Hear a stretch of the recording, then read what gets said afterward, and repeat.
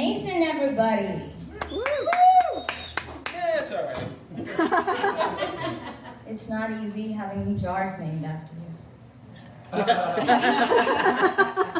And keep it going for everyone you've seen today.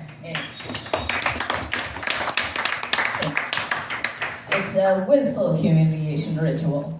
So, just so that I can get this out of the way. I'm Indian, if you couldn't tell by the traditional garb. I'm also neurodivergent, if you couldn't tell by the traditional garb. So I'm both neurospicy and regular spicy. Which means most white men can't handle me. Which is probably for the best. But my specific mix of neurospicy has the spice mix of ADHD, symptoms of autism, some learning difficulties. With ADHD, I have a proper diagnosis. So, nobody take my Adderall away.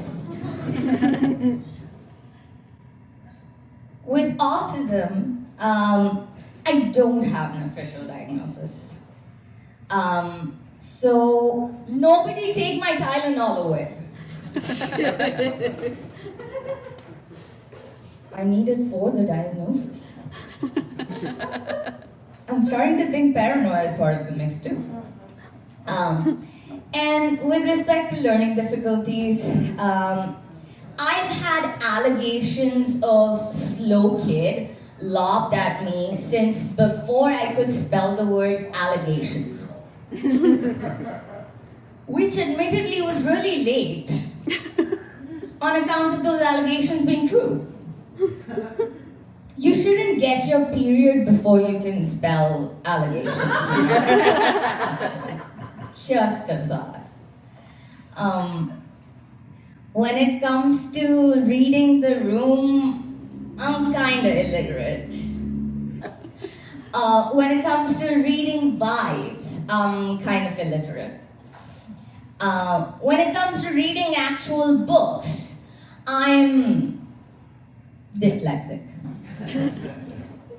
Or dilexic, if you're 12-year-old me. Let's go back to autism, since I can't keep a thought straight on account of, the neurospicy. With autism, people say that autistic people have like niche special interests and they dive too deep. I'm not entirely sure about that, but I do have a 22,792 word essay about water. And people say autistic people info dump a lot about those niche interests. But I'm gonna info fart real quick.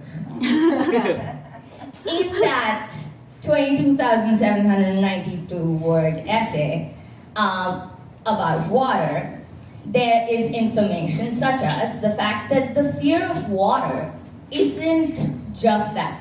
The fear of water is multiple things.